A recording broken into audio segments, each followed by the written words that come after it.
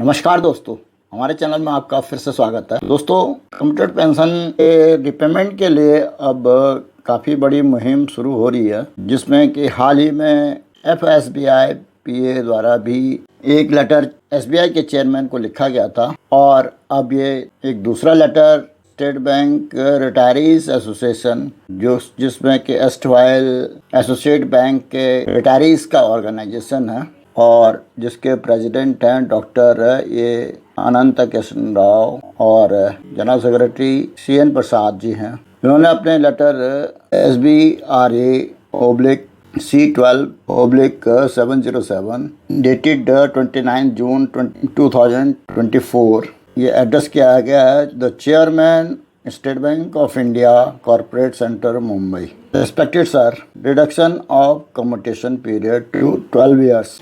इस तरह से उन्होंने ये रिक्वेस्ट किया है कि जो एग्जिस्टिंग 15 साल का कम्यूटेशन पीरियड है उसको 12 साल का कर दिया जाए। उसके लिए उन्होंने फर्दर क्या लिखा है, we have been inform by our officials State Bank of Patiala retired officers association that Honorable High Court of Punjab and Haryana has stayed recovery or reduction of commutation amount after 12 years of commutation one in respect of Union Bank of India. We also understand that Pay Commission have also recommended such a reduction. Numerous retirees organization are also requesting for restricting the period of reduction public recovery of commutation amount to 12 years period.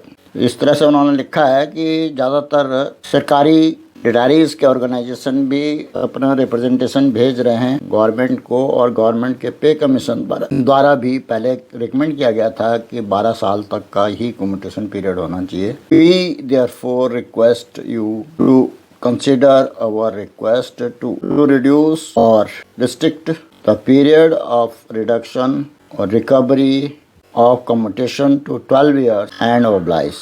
We are also a copy of the letter from State Bank of Patiala retired officers for your immediate reference. Thanking you with regards, Prasad CN general secretary. दोस्तों, इस तरह से उन्होंने request किया है कि इस commutation period को 12 साल कर दिया जाए, जिसके लिए उन्होंने जो स्टेट बैंक पटियाला के रिटायर्ड ऑफिसर्स की ऑर्गेनाइजेशन द्वारा जो लेटर भेजा गया होगा उसको भी अटैच किया है।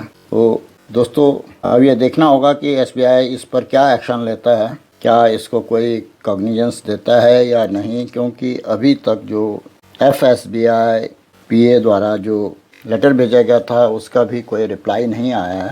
साथ ही अभी तक जो रिट पिटिशन फाइल की गई हैं उनमें केवल इंटरिम ऑर्डर आए हैं और उन इंटरिम ऑर्डर के बेसिस पे यूनियन बैंक ऑफ इंडिया द्वारा उसको इम्प्लीमेंट भी कर दिया गया है, लेकिन ये सब्जेक्ट टू फाइनल ऑर्डर होगा जिसके लिए डेट्स जुलाई अगस्त में लगी हुई हैं और उन डेट्स के आधार पर ही जब फाइनल डिसीजन आएगा तभी इस मामले में एग्जैक्ट पता लग पाएगा कि आगे क्या होगा। दोस्तों, आज के इस वीडियो में मैं इतना ही कहना चाहता था। आशा है इस वीडियो में दी गई जानकारी से आपको लाभ होगा और आप पसंद भी आई होगी। अगर पसंद आए तो इसको लाइक करें, साथ ही अपने दोस्तों में शेयर भी करें। और कोई जानकारी चाहिए हो तो उसके लिए कमेंट अवश्य करें। फाइनेंशियल लिटरेसी से संबंधित, बैंक पेंशन से संबंधित, गवर्नमेंट की स्कीम के बारे में या बैंकिंग की स्कीम के बारे में जानने के लिए इस चैनल को सब्सक्राइब करें अगर आपने अभी तक सब्सक्राइब नहीं किया। नए वीडियो के जल्द नोटिफिकेशन के लिए बेल आइकन दबाना ना भूलें। वीडियो को अंत तक देखने के लिए धन्यवाद। जय हिंद, वंदे मातरम।